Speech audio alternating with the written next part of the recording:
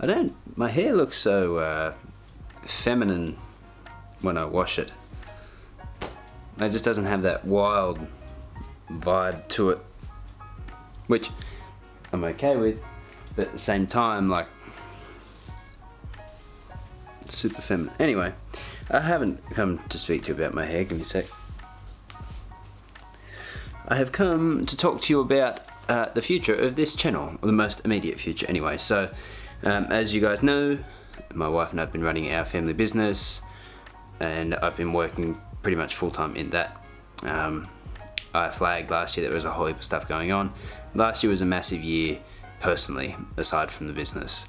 And fair to say, just about every aspect of life got a little bit harder because of like the things that happened last year in its entirety. This year, if I don't get my foot out of my ass and start moving, it's going to be an even more difficult year. So I'm doing what I got to do. The business, in the long short, ran out of money. And sure, I could spend the next, every waking minute of my life for the next Christ knows how long, making content on Facebook, Instagram, YouTube for free, and that sort of stuff. But at the end of the day, there's not enough money coming into the business to feed the family and give me time to do all that. So we're going to put the business on, not the back burner, we're just taking the business back a little bit and letting it grow organically while I pursue something else. As you guys know, I have a law degree, so I'm going to try and get some work in that field and see what it's like. It wasn't a decision that was based purely on the fact that the business wasn't working. I think really in life, the only way to try and figure out what it is that you want to do and what it is that you enjoy doing is to try as many things as you can. For example, in running the business, I realized that I love making stuff like content. I enjoy shooting, I enjoy editing, I enjoy filming, photos, all of it. I don't enjoy sales, not one bit. I don't enjoy trying to convince people that they should book me or that they need advertising for their business or any of that. And that's what a lot of it is, unfortunately, unless you have someone that does that for you. And I don't. My wife and I do it all on our own. So, I mean, we do have advisors, but we don't have anyone doing our marketing for us. We do it all on our own. And it was just getting a bit monotonous, and like to the point where I was coming up with the dumbest excuses not to do it. So it's not really a surprise that the business ran out of money, but we have, and yeah, so now I've got to move on to this next part and try and see what else. And critically, one of the reasons I never wanted to be a solicitor is because halfway through law school, all the solicitors that we met and were introduced to were talking about how horrible their lives were and how miserable they were and how they were never home and how they were,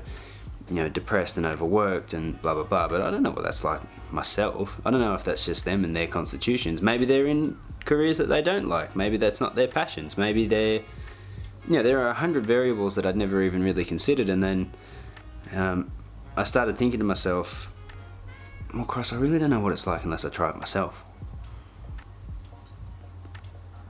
And I think that's probably something I need to do a lot more often, is just give it a go instead of believing what everybody else or checking everybody else's opinion.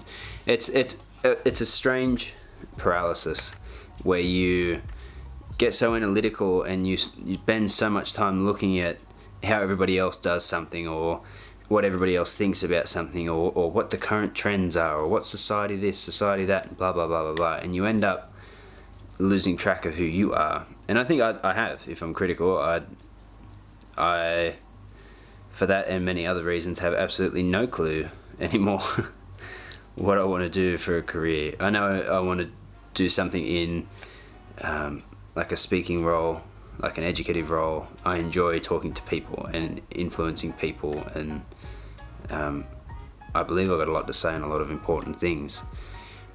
I enjoy video content creation, I enjoy video games, I enjoy photography, I enjoy adventuring, I enjoy all that sort of stuff, and I'm trying to unravel what stuff should stay as a hobby and what stuff should become the career. What's going to work for me personally to put money on the bill, money in the bank, and fulfill the things I want to fulfill as far as family life goes, and feel successful all around, not just successful in making money. Because I understand that adage that a lot of, ironically, it's a lot of people that have had a lot of money in their past say, money won't buy you happiness. But while that's certainly kind of true, abject poverty will buy you depression, and that's just the facts of it. Like, we've been living well below the poverty line for years to try and make this work, and it's just I'm not doing it anymore. I'm sick of putting my wife and myself and the kids through it, sick of putting everything on pause. Like, there's so much stuff that we could achieve just around the house if we had money, whatever. Even the business, for example, if we had more money to pump into it, we could make it a successful and a viable business. So, I'll give that a go later down the track. I'm not moving into a career that's going to consume me and end up being a 10-year job. Like, unless it's something that I genuinely enjoy. Like, I don't know, I'm honestly open to the idea of sitting in a general practice somewhere, discovering a field of law that I absolutely have an intense passion for, and doing that for the rest of my life, or liaising between here and China, and I have no idea, but I'm open to it. In saying that, I'll be right back. If you're a long-time viewer of the channel, you're probably thinking to yourself, well, if you're open to all this change, well, how's your YouTube channel going to change? How's the content you make going to change? And the simple answer is, I don't know. I know that I want to work on a lot of self-development stuff this year and sort of pick myself up out of the hole that I've put myself in, or that circumstances have landed me in. And I don't know if that's stuff that I'll share on YouTube. I don't know if I'm just going to go back to vlogging now that YouTube's not something that I'm trying desperately to make money out of. I don't know if I'm going to do tutorials. I don't know. This could become like an agitative channel where I just stir up shit in the world, because there's a lot of things I'm not happy about, like the state of the environment, the state of politics in Australia at the moment. It's honestly a fucking joke. There's heaps of stuff I could discuss, and maybe it's going to be a discussion channel. I don't know. Either way, one thing that I can guarantee is that the quality and the consistency will go up. The reasons for that being primarily that there's just not as much pressure when I'm working a typical 9 to 5, and I'm not super responsible for my own everything, if you know what I mean. I go to work, whatever that job ends up being, I do what somebody needs me to do, and then I come home. As soon as I'm home, I'm free to do whatever I want. A majority of that time will be spent with the family, because they are still the fundamentally most important thing to me. But every other waking minute, it's this. I don't have to stress about all the other stuff that I've been stressing about. And to all of you who are thinking about starting your own business, just know that it is stressful. It's like raising a child in a lot of ways. You start with a sprawling mass that can't do anything for itself, and then the more time, money and effort you put into it, eventually, if you put enough, you will get something that can relatively look after itself and look after you.